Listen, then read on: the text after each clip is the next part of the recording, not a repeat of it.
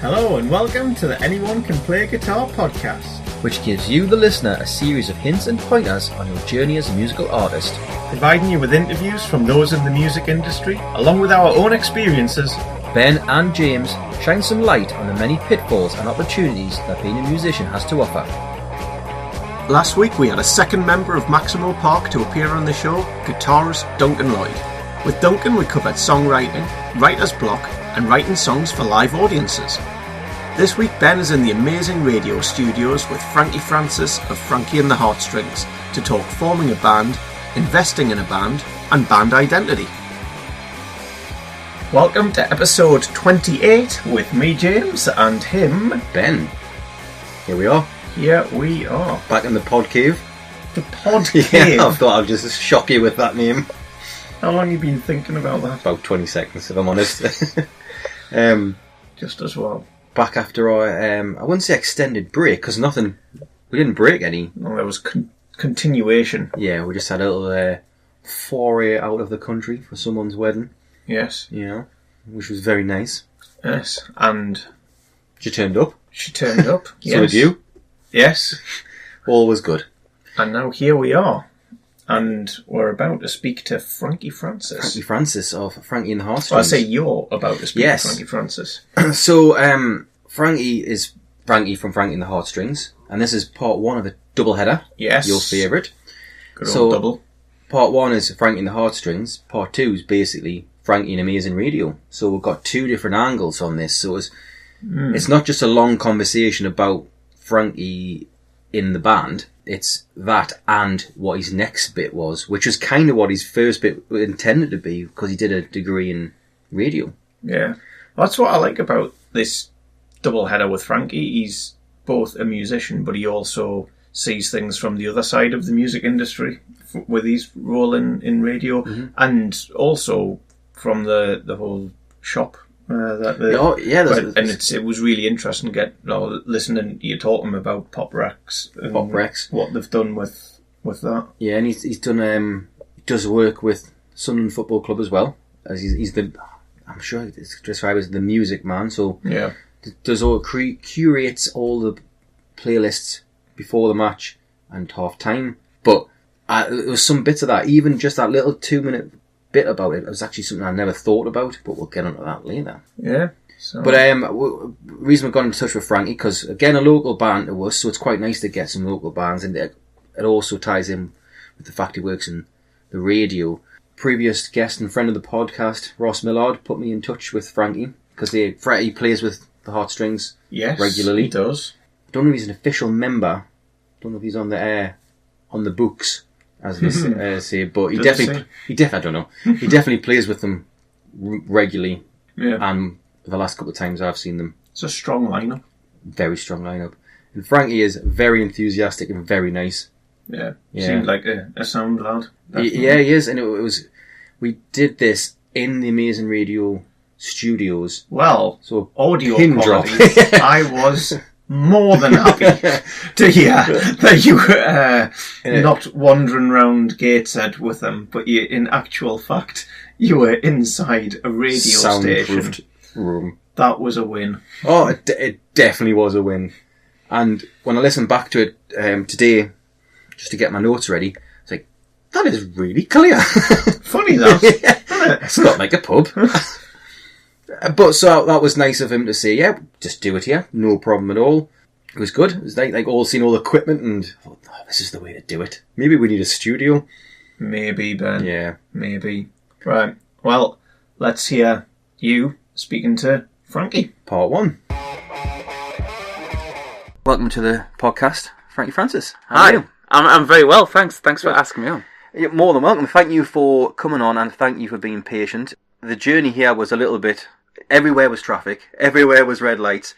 And it's strange because I was coming from Sunderland going into Newcastle, and you're Newcastle going into Sunderland. Yeah, that's my daily commute, and it's pretty bad at the minute. It is. I don't know what it is. Well, actually, I can tell you exactly what it is. There's roadworks everywhere. It's that part of the year where they're thinking, let's get rid of the budget so we can get it for next year. Exactly, yeah. We're all victims. Yeah. So, you and I spoke before the podcast got going. I think the first thing to do is just ask you how you got into music and how your band Frankie and the Heartstrings came about. Well, I guess my first introduction to music, was just being in the back of my mum and dad's car. I think it's the same for a lot of people. But I remember we used to go on like really long trips on holiday with caravan on the back of the car. Nice. And sometimes even down like south of France and stuff. So that would take like days. It'd feel like, and I've always had car sickness as well. Right. So those like my memories of going on holiday would just be like being like constantly sick, but always hearing like whatever was like. But basically, long story short, my dad's had a mobile disco for years. Right. And was like Mr. DJ in the 70s in Sunderland and stuff like that. Brilliant. And that the disco, Sagittarius Roadshow, is still is still going, and it's even appeared in music videos. It was in a field music video called Right. You're Not Supposed To. You might check it out on Yeah, yeah. YouTube. It's in there. And so basically, my dad kind of kept abreast of like pop music, and because he was on the discos, and this continued to this day. And on these long journeys, my dad would make a compilation of the newest Now CD, Right. which are kind of like reflected like what were the big hits that Yeah, year. And I think there's something really nice about the Now compilations as a kind of moment in time. And I think we're close to 100. It'll be this. I'm sure it's the summer one. Yeah. If it's not, it's the Christmas one. I mean, I haven't bought one for like must be 20 years. yeah, but, yeah. you know, those compilations were kind of like the soundtrack to like all these journeys, and the kind of if you had a hit big enough to be on, and now I think it would be recognised as a hit. And anyway, that was Without a doubt. So I remember like listening to stuff like, I don't know, I guess from all the way through from the early 90s to the Britpop. My first taste of Britpop was through those Now CDs. Like I was just a little bit too young to appreciate the Blur Oasis thing. Okay. As a music purchaser. But I remember one particular Now CD, which was on the tape, and then I really consciously got into it. It had like Oasis and Blur, but my favourite track on there was Everything But the Girls Missing. Oh, all right. Okay. It's about 95. Yeah. And that's when I kind of thought, like, yeah, this is like, it's kind of moving me a little bit. And so, and before then, though, I'd been at discos with my dad and kind of like hid underneath the desk, as it were, the decks, and pass some records or whatever, and help load the car. So I've kind of always been around it. Never played any instruments or anything like that, apart from when you have to learn the recorder at school, Of course. But yeah, that's kind of like my introduction to how I fell in love with music, I guess, and radio. I remember like camping out. We used to camp out in our back gardens as kids in the neighbourhood where I grew up, and one of my first real significant moments of hearing music and radio together and really switching a light on my head was John Peel's coverage of Glastonbury, which I got on a little. I got a little portable radio for Christmas, and I thought I'd take it in the garden and listen to it when I was outside. And it was late at night. I was out, probably awake a lot later than I should have been. And I remember tuning in and hearing, I think it might have been like someone like Bentley Rhythm Ace, live from Glastonbury, and John Peel was the presenter then. That was my first taste of Peel. And I was like, wow, this is like something I've never heard on a Now CD. This is brilliant. And am I allowed to listen to this? Yeah, it was kind of like like completely uncharted territory, and I loved it. And kind of from then, it just kind of grew and grew and grew and grew. But I never played in a band until Frankie and the Heartstrings, really. Right. With one exception, there was a charity night, which is put on by Dave Harper, who was the drummer in Frankie and the Heartstrings. And it was just like a Stars in Their Eyes night. And I was good friends with a lot of people in bands. Like, I'd go to a lot of gigs when I started going to college. So I was really obsessed with this band from Sunderland called This in Vegas and the Future Heads. This in Vegas. And Field Music. And one of these particular Stars in Their Eyes nights, Field Music were doing The Doors, and they needed a Jim Morrison. And I was going through a particularly big Doors phase. I think it's kind of one of those rites of passage bands, isn't it? Definitely is. Yeah. And I was a bit obsessed with Jim Morrison, grew my hair really long, and they cottoned onto that in conversation, and they asked me would I do a couple of songs with them. And did they know you could sing at this point? No, I've never sang before, Right. ever.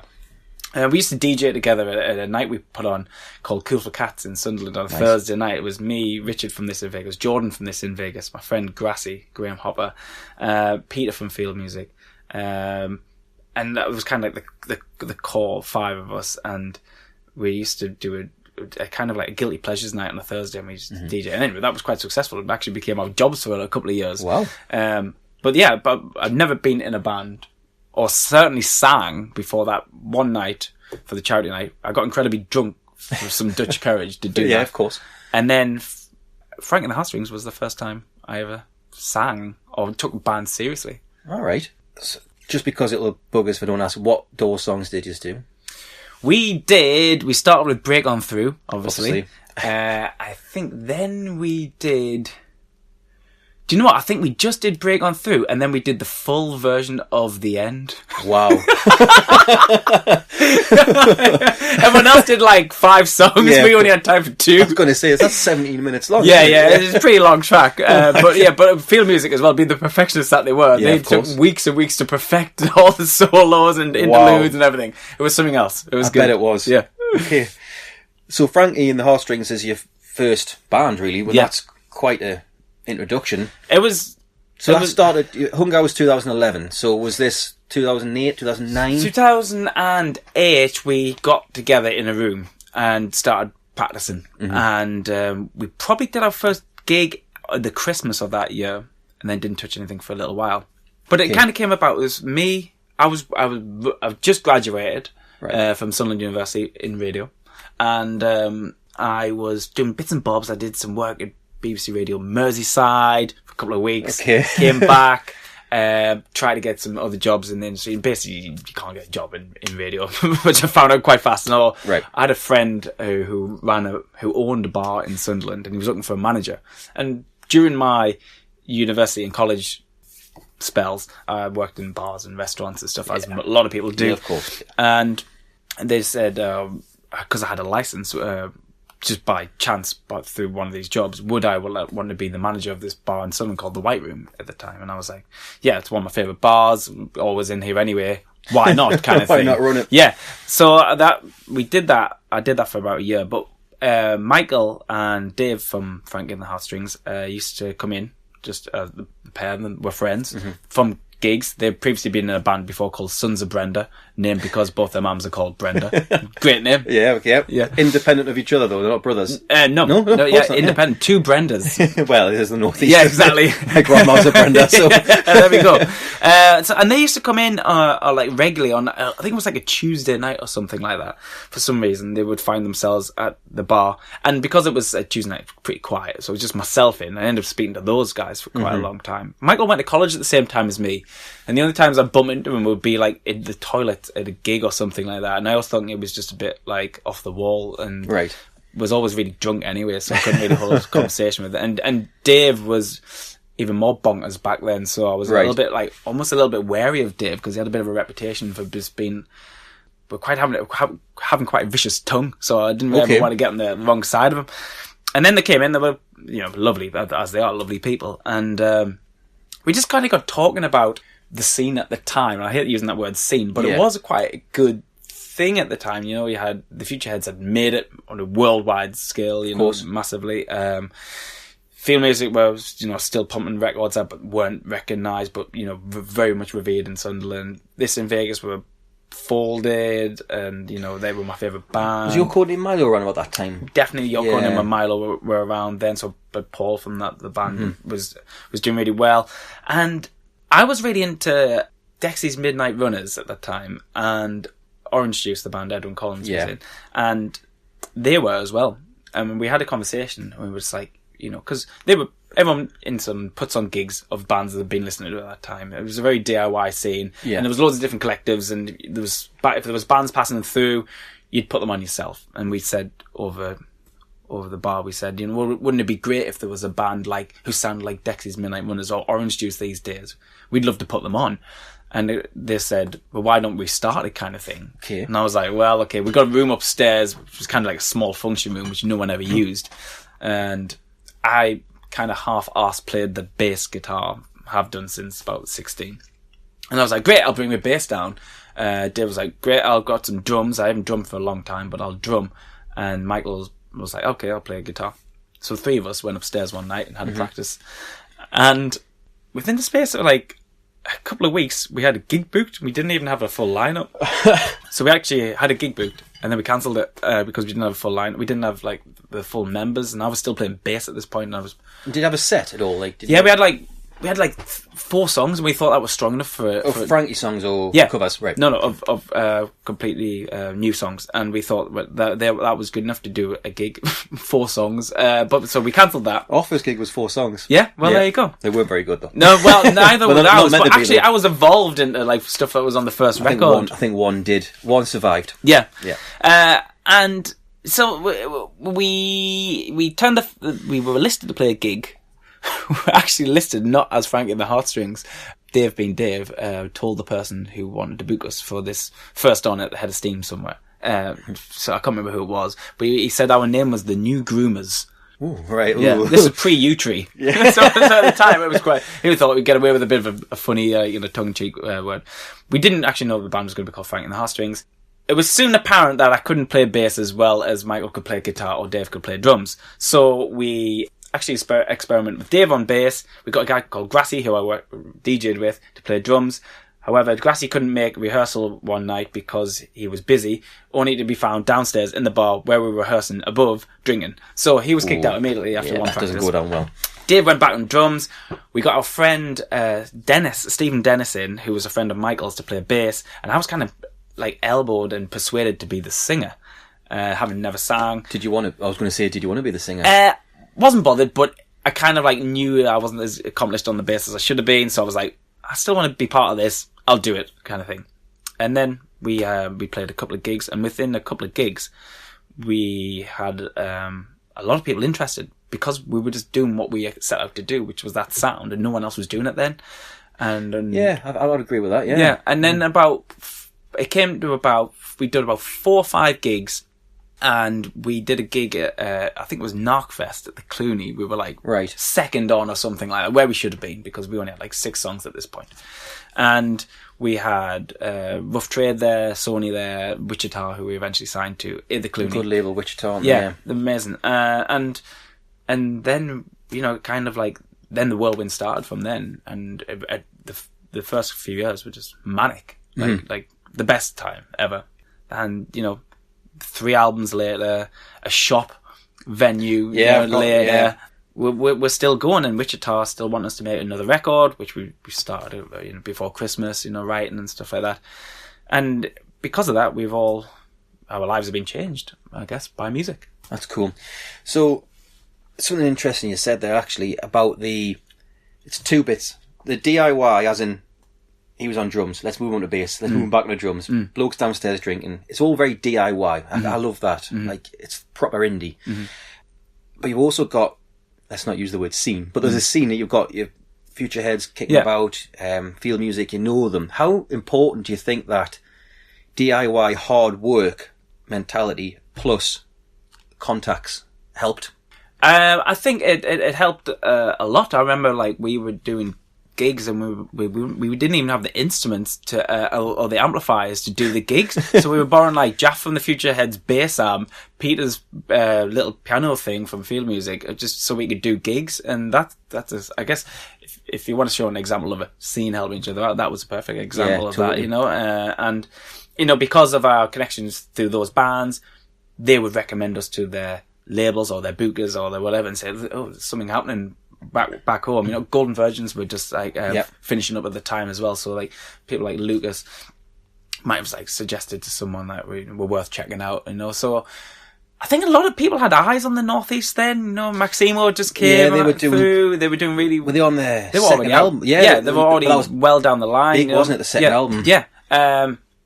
Future Heads, of course, like the already taken the world by storm, so the people were kind of having an eye on, and it was just on the curtails of like of indie being massive. Like, you remember that period between 2000 to 2009, I guess, where like indie was the coolest genre. NME was in vogue again. It was it was really cool.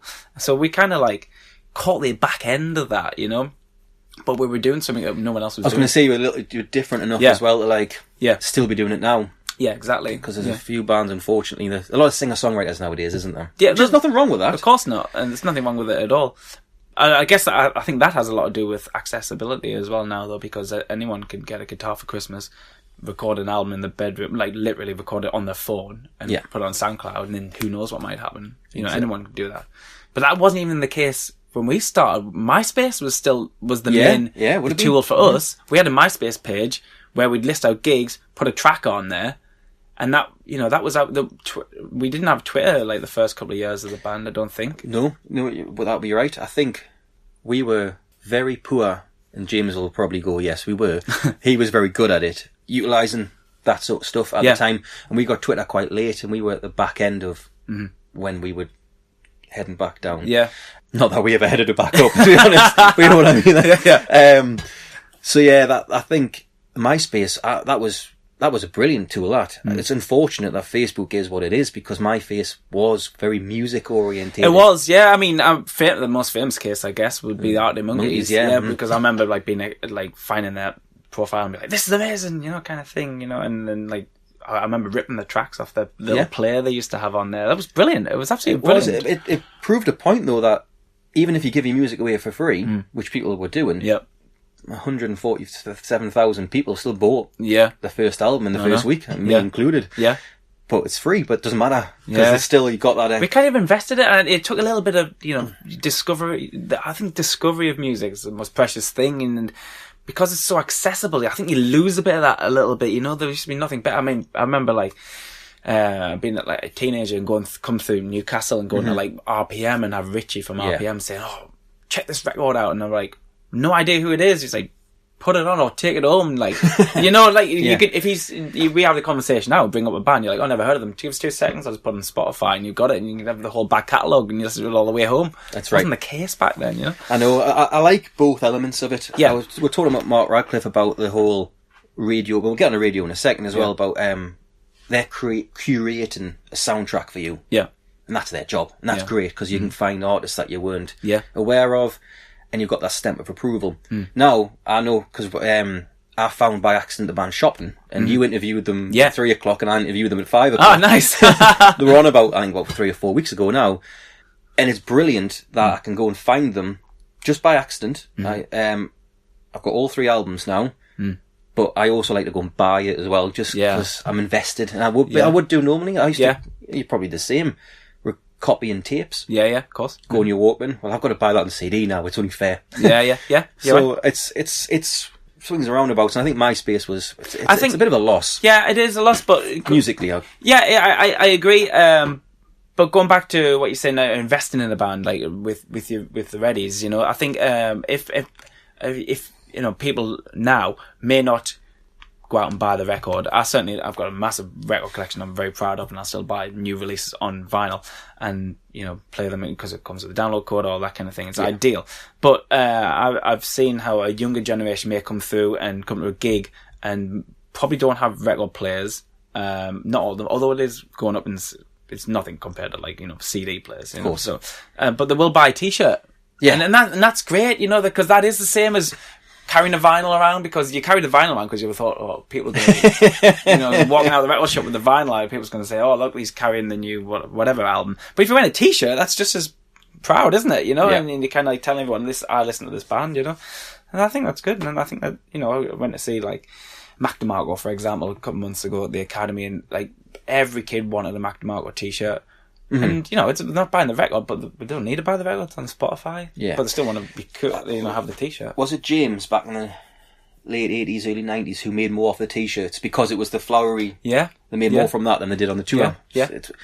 We're speaking to, hopefully in the future, someone who deals with merch and the genius behind it. The best story I heard was the Streets made more money off the little lighters, the clipper lighters. Yeah, they made more money off that than anything. Of course, it was. It was like £2 on the way out of the gig. Yeah. And everyone just bought one. Yeah, it fits their style as well, doesn't it? Like that, of course. Early noughties. It's like the stoner culture as well. They're going home. What they're going to do? They're probably going to go home and have a spliff. Yeah, they're going to get a lighter on the way up. Oh, there you go. There's a lighter. There's some watch material as well. There's a flyer. Yeah, exactly. And I was talking to it's this week's episode. Paul Langley, his brother Bobby, is into merch, and he said when they were doing One Direction, he ever thought about pencils. What do you mean pencils? Every girl, every customer in here is basically a teenage girl who goes to school. Yeah.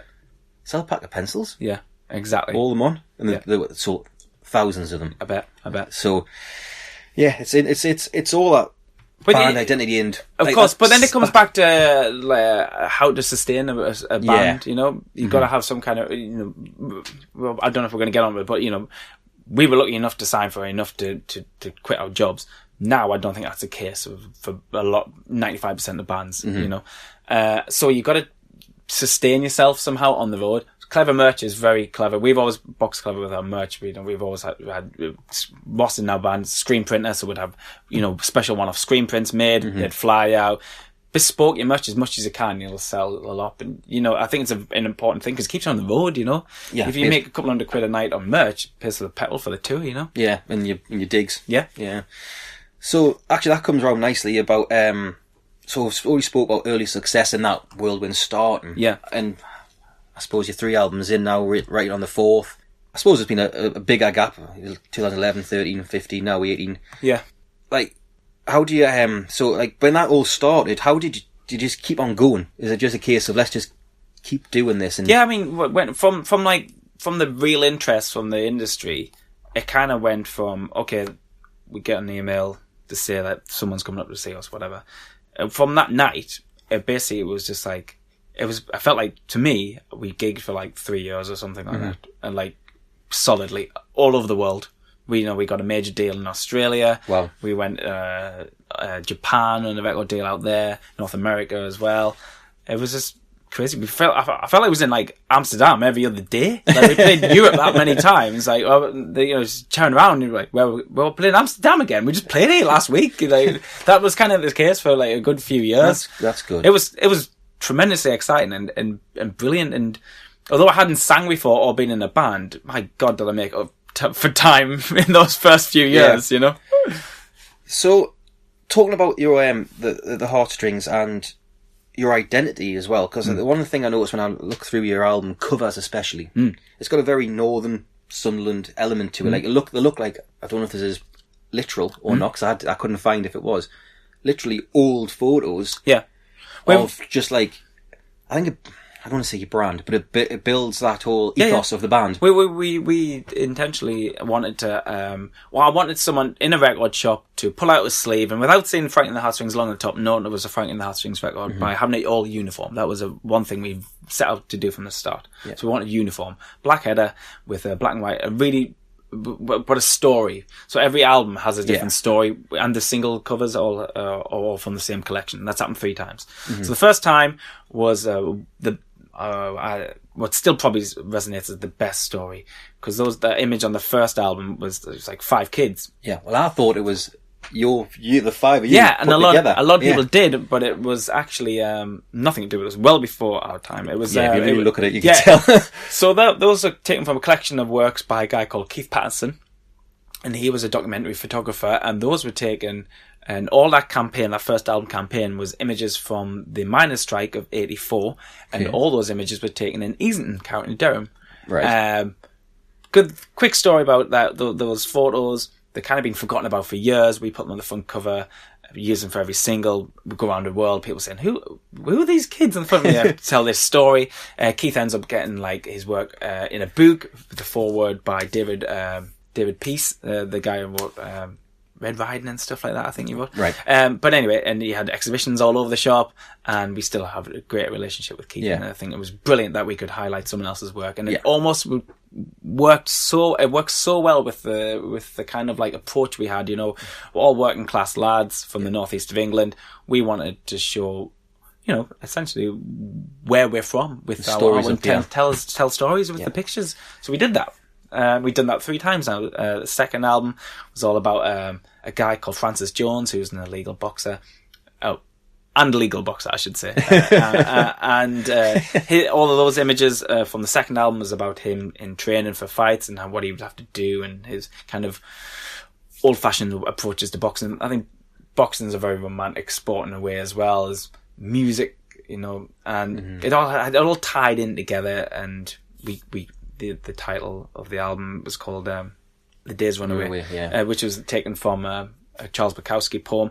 The first album is called Hunger, not because we got a publishing deal with actually our publishing deal is through Domino Recording Company. Yeah. But they ended up having a big sync, which I'm sure we're going to come and do. Yeah. With a pizza advert. And the first album is called Hunger. It's not called because we had an advert on the pizza advert. It's named after a novel by Knut Hamsun, who's a Norwegian novelist. So I think a lot of face value things, people thought, oh, you know, these guys are just calling it Hunger because they want a pizza advert. The second album, Days Run Away, what's that about, kind of thing. But we take a lot of influence from people, things, a lot of thought as well. Not just music, film, literature, everything. And the third record, Decency, that campaign there was the photography from that campaign was by a Swede. I think she's Swedish, but she lived in Baika for quite a long time in the 70s and 80s, and she took some wonderful black and white pictures, and we just fell in love with them once again. So we used that. And Decency, at the time, we just thought it was very. It was a word that we felt that a lot of people were lacking in 2015, so we called it that. So, yeah, I really like this interview. When I was listening back to it, first thing I thought was, him and I just talk about music, like chatting about music for quite a bit at the start, rather than getting into, like, me getting into specifics about like this, that, and the other. But it was very like, yeah, let's just talk about this and that, and now CDs and road trips and how you develop your musical tastes and that. And I was like, this sounds familiar. Yeah, well. There was a lot of part. Yeah, there was a lot of familiarity in a lot of it. I thought, if you look at first bit I liked, which will be a fairly well trodden story, was how he picked the bass up, but was fairly awful. So it was like, right, what am I going to do if I'm going to be in this band? All right, I'm going to have to sing, sort of thing. But I think lots of bands would try that. Okay, well, I can't do that. I'll try the next thing. Yeah, and I want to be in this band. Yeah, proper DIY, just figuring out you've got a group of people you want to make some music, so just figuring out, right, who's going to do what. And they got lucky because he can sing, which helps. That does help. It does help, and I think we didn't get into a massive detail, but if someone else was trying vocals and someone else was trying vocals, they probably would have got to that conclusion anyway, that Frankie might have been the best singer in the band. And it's on a tangent, the same thing happened with Phil Collins in Genesis, because they couldn't find a singer, and Phil Collins was keep going, sing like this, and doing it, and they're like, let's just employ him as the singer. So it's good that, people want to be he wants to be in the band for the right reasons. I'll just sing. Let's just work it out. Which, as opposed to the other person that he gave an example of, when they were doing rehearsals and someone said they were busy and they couldn't make it. And then they went downstairs into the bar. There he was. And there he was, just drinking. But I think... That's a familiar story as well, I bet. Totally, right? So I think there's something in that, because we've been talking a lot in the podcast about the dedication, right? You've got to have to this. Now, a lot of people like the idea of being in a band. Yeah, I'm in a band, I'm making music, all the rest of it. But when it comes to the, right, now to practice this night, got to be there on time, got to be, then practice the, and it's no. It's not just going to gigs and talking to girls and getting drunk, is it? Exactly. So there's definitely something in that. If you're getting into it, the group of people that if you're deciding to be a band rather than a solo artist, whoever you pull together, aren't you? Well, yeah, everyone's got to be up for it and on the same page, I guess. So. Yeah, and one of the things I wrote down was, so I'm jumping a bit ahead of what I was going to say, but we can always come back. So you had Future Heads, Field Music. There was a good scene, as he described it. Well, he didn't want to describe it as a scene, but it's probably the best way that people... Well, what I liked about that, he said that they all wanted to help each other. There was no competition in the sense of one band trying to get one up on the other. They were all sort of, right, we're all from this same city. We really want to just work together, not against each other, right? If you don't have a guitar amp, right, not a problem. You need to lend a guitar, have it. As soon as one band sort of got to the next rung, they'd be lift the other ones up. Yeah, they'd be speaking to the various promoters or record companies that they were dealing with and saying, right, there's loads of other bands back in Sunderland, you want to go and see them. And it wasn't a, haha, we've made it and you lot didn't. Yeah. It was total community. And I like that. I think that's a massive message to anyone who's in any sort of band, is helping others around you. Because you never know when you might need their Definitely. help, it's just the right thing to do. Yeah, I mean, like, obviously a big influence on Frankie and the Heartstrings would be the Future Heads. They were a couple of years before. I think they'd actually be on like third album by the time Possibly. Heartstrings were actually getting going. So they lifted them up and put them in touch, and got good gigs around Newcastle. And then once the Future Heads obviously not touring anymore, or not gigging anymore, now Ross is in that band. Yeah. So yeah, it totally comes back around, and I think that's a really good, as you say, a message and a good thing to take away to form a community, really. So I think that's a good thing, a really good thing. And I think the healthiness of the bunker that Ross was talking about, a lot of bands wanting to help each other out when they were starting, it kind of runs through nicely. But before that, one of the things I wanted to just quickly mention was that love of music from his parents, like Sagittarius Roadshow. Yes. That made me giggle. I think that's just a proper disco name. But like the Now CDs, the back of the car, the like memories of pop music, definitely filters through with his radio degree. And then when you start playing, doing that Doors covers with their field music, it just builds up this whole palette of things that have influenced him. Well, I was quite happy when you mentioned Dexys, because not many people mention that, like, Dexys Midnight Runners when they're getting started. No, you're right. All of your experiences, whether you realising it at the time or not, will shape and influence what you end up playing. Definitely, yeah. And like even like on the DJ nights he did as well, Cool for Cats, playing alternative guilty pleasures as he called it. It's almost like you did all the things after you'd become an artist, become a singer, and then became a singer, and then it just hit, because all those DJ nights, working in a bar, chatting to the people at the bar, give you a head start to go on and do it. Yeah, but that was another thing. A lot of those, he's working in a bar. I mean, that experience, and that skills, and that license as well, all became really useful later on. Yeah, so I think the main thing we spoke about there is the community side of it, as we said, and like getting that, I hate to say it, scene. But you've already now said twice that you hate to say it. But I've said it twice as well. I don't think you do hate saying it. You know what? I don't think I actually do. I think you like saying it. I might be lying to myself. I think you have. Maybe. But it is very important, and that's something that Jimmy McCready said as well about that scene in London. There wasn't very much going on for Newcastle for him. Going to London, you got to go to jamming sessions and stuff, and that again, that's that whole community of trying to help each other out. And you can definitely see it with Frankie and the Heartstrings, as well as they use for that artwork. Well, we've talked about that, and using either local artists or photographers, well, I suppose still artists, and like it's not just going straight for like a big name. It's like, we like this piece of work, this exhibition, we're going to use it. It's part of our identity. Well, you could talk about it, right?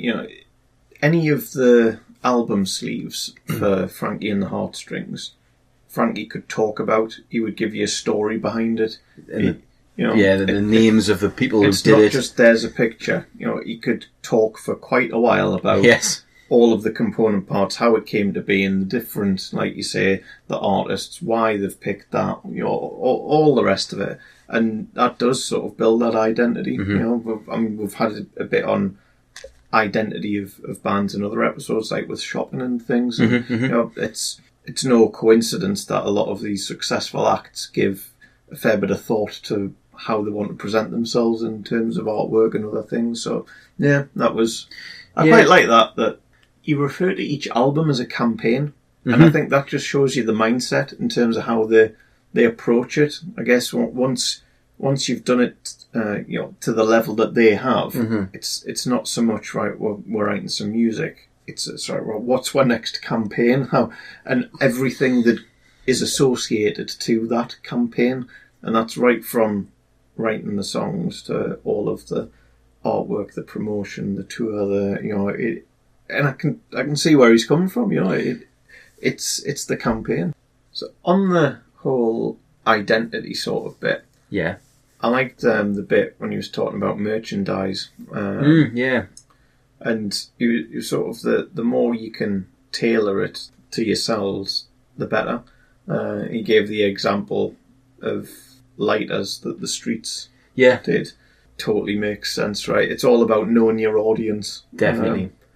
I think again, there's a bit of, and I think we've sort of mentioned this before. Yeah, have your t-shirts. Yeah, standard, no problem. But if you do something slightly quirky, slightly different, slightly specific to your audience, then chances are you're going to sell a lot more. Like the whole Mr. B and his beeswax, Mr. Beeswax. His, what they call pocket hankies and stuff like that. It's all that. You kind of want to buy one of them. It's specific. It's the identity. I like that stuff. Yeah, know your audience. You're right though. That identity. I'm getting it back as we're gonna on a merch chat there. Buying the t-shirt is a big thing. Again, he's like, I might not buy the records if I'm using Spotify and stuff, but the t-shirt's like a badge of honour or a badge of this is what I listen to. I'm not going to walk around with a vinyl in my hand going, I really like this band, but I've got I'm going to wear a We Are Signing This t-shirt now. Yeah, well, that's what I think he was saying. Investing in the band, there's ways and means of doing that. Yeah. And buying the music is one way, but as the world changes and people more and more are, subscribing to a streaming service, then the way to invest in the band is to buy some merchandise. Obviously, paying to go and see them live. There's loads of different ways these days to support the musicians that you like. I think I've said before, unless you've got a mega selling album, you don't make massive money off albums. Definitely not compared to what you used to. So really enjoyed this first half with Frankie, talking about his life in music, how he got started, how he got the band started, that whole community ethos, that whole helping each other out, getting signed, the identity with all the cover art. Next week, part 2, we'll get into more of what Frankie's doing now, Pop Rex, work with Sunderland Football Club, and in the main, Amazing Radio, and the process they do for getting artists on the shows to get heard on radio, because we talk about that and exactly what you need to do, because every song gets listened to, and if he likes you, he'll push for you. Excellent. Well, until then, goodbye. Raising your glass. No, it's a podcast. I'm not going to see it. Well, you saw it, and now you've just told everyone that I raised my glass. Yeah, I'm painting a picture with my words. He raised his glass. Yeah, well, it wasn't a Picasso, was it? I think it probably was a Picasso with a bit of a mess. So up next week we have the second part with Frankie, where we move on to talk publishing deals, opening a shop, and radio. We've reached the end of this week's episode of Anyone Can Play Guitar podcast. Big thank you for tuning in, and remember to stop by iTunes or wherever you get your podcasts from and subscribe so that you never miss an episode. While you're there, it would be amazing if you could leave a rating and a review.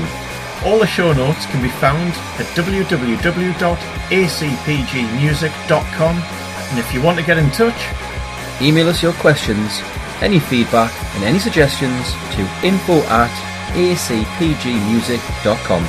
That's it for now. Keep supporting upcoming artists, and we'll catch you next time.